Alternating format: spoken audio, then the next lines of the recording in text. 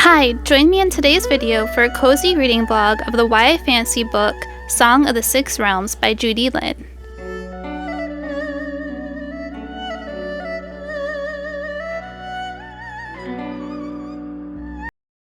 So this is really cool. At the beginning of the book, before the story starts, you have the list of all of the six realms, which is really cool because it's Song of the Six Realms.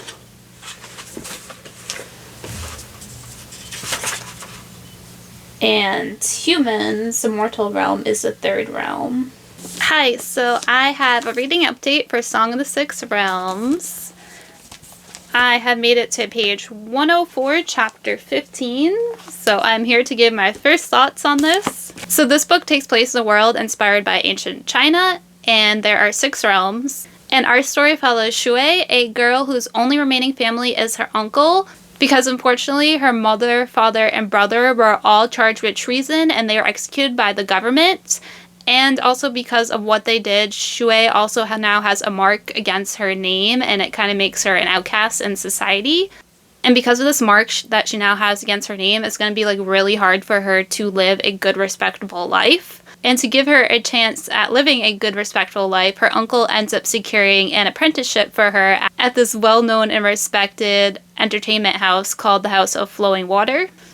And because Shui is talented with the Chinese instrument, the qin, and because her uncle also is an acquaintance of the matron of this entertainment house, Shui ends up being accepted into the entertainment house. And so when she is accepted into the entertainment house, she is 12 years old, and then some time goes by and soon she is of age. But unfortunately, soon after she becomes of age, she ends up receiving word that her uncle has been attacked and killed by bandits, and this breaks her heart because her uncle is her only remaining family, and she always had dreams about leaving the entertainment house and just like traveling the world with him and playing her instrument. But now those dreams will never be able to come true, and all she has left is her place at the entertainment house. And at this point in the book, she is finally making her debut as an apprentice member of the entertainment house. And so she has her first performance where people can actually see her face, because prior to this, she was playing her instrument for patrons, but she was behind a screen so no one could see her. But now they can see her. And another thing that comes with being an apprentice is a guest can request the apprentice and have like a one-on-one session with them. And after Shui's first performance to a group, she actually gets requested by someone for a one-on-one. And everyone is surprised because that normally doesn't happen until the guests get to know the entertainers a little better. So Shui ends up going to this one-on-one with the person that requested her. The person that requested her ends up being this young lord who is only a couple years older than her, and she's really surprised because he's kind of awkward and he's also really nice, and he's also a poet and he knows a lot about music, and so she finds herself enjoying her time with him because he is actually knowledgeable about the music that she is playing, and so she feels a connection to him. That is until he expresses an interest in her instrument. So her musical instrument, her qin, was a gift from her uncle, and it's also like a rare collector's item. So once the Lord expresses an interest in her instrument, she's like, oh, he's a collector, he's only interested in my instrument, and she pretty much pushes him away and like politely excuses herself. But afterwards, you learn that isn't quite the case, and that he actually has a connection to her uncle, and his mentor also has a connection to her uncle, and actually her instrument originally belonged to his mentor. And so our story continues on, and Shui and this young lord meet multiple times until eventually he offers to buy out her contract from the entertainment house. And he says it's because of the connection to her uncle, and that her uncle was a mentor to him as well, and so he wants to return the favor by helping out his niece. And this lord promises that if she will come and live with him for 3 years, then after those 3 years is up, he promises to use his family's influence to help secure her a place at a good academy. And Shui ends up accepting because of the hope of having a better future, and also maybe learning more about her uncle and his death, since this lord has a connection to her uncle and seems to know more about what possibly happened to her uncle. And so I am at the point in the story where they have just gotten to the lord's estates. And so far, I am enjoying this. I feel like the story's just starting, so I'm just starting to get pulled into it, but I am enjoying it so far. And I'm really liking Shuei as our main character because she seems shy and meek at first glance, but she's actually really strong-willed and has a stubborn streak as well. And she's shown that she is definitely not pushover. And I'm also really liking the young lord, our love interest, as well so far.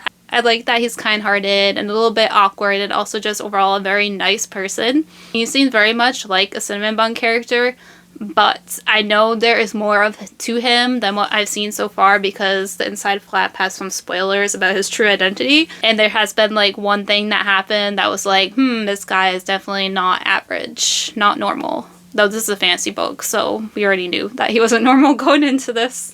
And I've really enjoyed reading the interactions so far between Shuei and the young lord and just seeing them kind of like be awkward around each other, but also like just like gushing over music too. While reading this book, the instrument that she plays, the chin, I had to look it up, and when I looked it up, I realized that I actually do know what the instrument is. I've actually heard it before in the Chinese fantasy drama, The Untamed, so I was like, oh, I know this instrument. I didn't know that was what it was called, but I know it.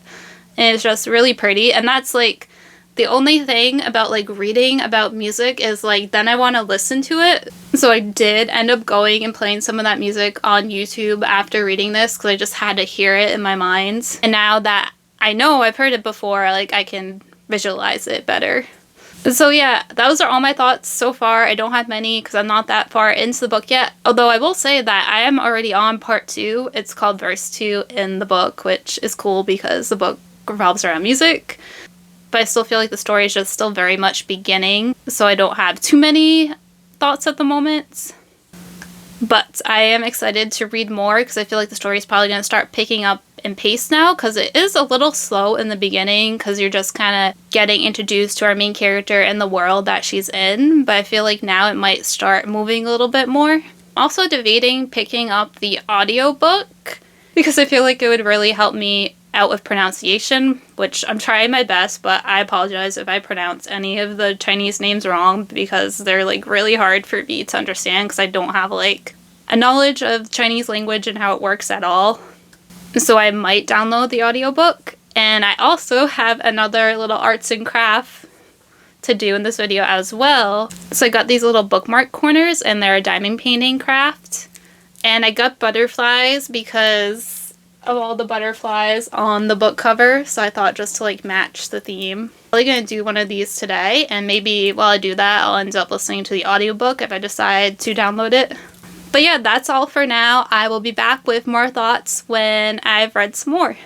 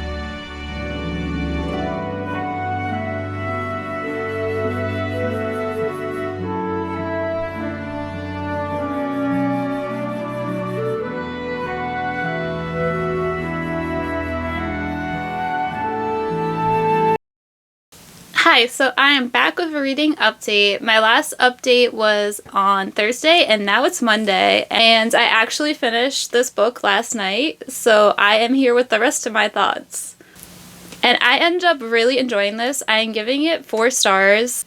I was a little worried for a moment because in my last update I said I was enjoying this, and I was, but it was still at the point where I wasn't completely pulled into the story, so I feel like it could have veered in the other way of not enjoying it. But that did not happen, and I ended up really enjoying it. I will say that this did take me a while to get fully pulled into the story. It wasn't until about 200 pages in where I finally felt like everything clicked and I felt fully immersed in the story. And I think there were several reasons for why it took me so long to get pulled into this. And one of those reasons was that the pacing just felt a little bit off in the beginning. And I think it was because the book suffered a little bit from more telling than showing. And I think there were certain areas where if the story had showed rather than told, the pacing would have flowed better. And there were times like when the story was like moved along by telling. I think that affects the pacing, and that if the story had showed that rather than telling it, the progression of time and the pacing of the story would have felt more natural. And the second reason is the world building, and there is a lot of world building in this book, especially at the beginning. So at the beginning, you are getting to know Shui, the main character's world. But then about 100 pages in, we go to the love interest's manor, and that is in the celestial realm. So then you're learning about the celestial realm. And it's just a lot to take in at the beginning.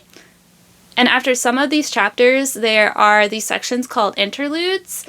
And these tell short stories about the celestial world. So you're also learning about the world through those as well. So there's just like a lot to take in the beginning. And also it wasn't until like around page 200 where I finally feel like the whole world clicked and I felt immersed in it. And the overall atmosphere and world of the story felt very dreamlike and whimsical with like an undercurrent of darkness, and I really liked that. And the world in this book reminded me a little bit of the world in The Daughter of the Moon Goddess. So if you like the world in here, you might also like the world in this book. And also it reminded me a little bit of the world in the Asian fantasy drama The Untamed as well. And the final reason why I think it took me so long to get fully pulled into this book was at the beginning, you are introduced to a lot of different side characters. And so you don't spend much time with any one character. Instead, you spend a little bit of time with a bunch of different characters. So at the beginning of the book, you have our love interest spending a lot of time with our main character. But then we get to his manor, and I thought that they were going to spend more time together once they were there. But in actuality, Shui spends a lot of time by herself at the manor and just exploring the manor. And that is when she starts meeting all these different side characters. And I felt that since you only spend a little bit of time with each of them at first, it took longer for me to feel a connection to them. And then once the book reached around page 200, I feel like that's when I finally started feeling connected to the characters. Because at that point, I had spent like enough time with each of them to start feeling invested in their characters and feeling a connection to them. And I did really like our main character Shui and love interest. And their romance was very much a slow burn. It was super cute, sweet, and had an innocent air to it. And I will say very much that the romance does play a part in the story, but is balanced very well with other elements. It isn't the main focus of the story. So this is very much a fantasy with romance in it and not a fantasy romance. And in addition to our main character and love interest, there were also some side characters that I really liked as well. And there's one in particular that I ended up loving. And he reminded me a little bit of Wei Wuxian from The Untamed in like his joking manner and how he liked to mess with people. And he also reminded me a little bit of Emmett from Twilight as well, because of how he likes to mess with our main character.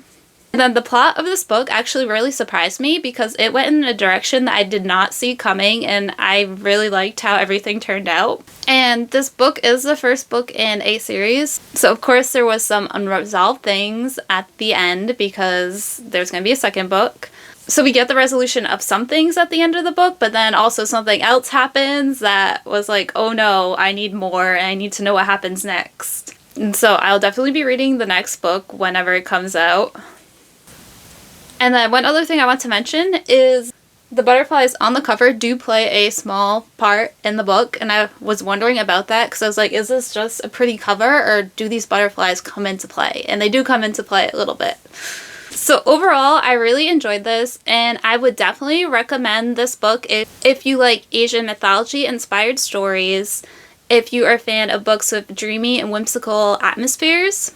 if you like cinnamon roll love interests, and if you are a fan of Daughter of the Moon Goddess, or The Girl Who Fell Beneath the Sea, or the Asian Chinese drama The Untamed. Now this is a point where I usually end these reading vlogs, but actually I'm going to end this vlog with some journaling because I really want to do a journal spread for this.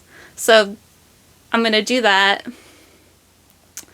But this will be the last time that you see me, so thank you for joining me on another reading vlog adventure.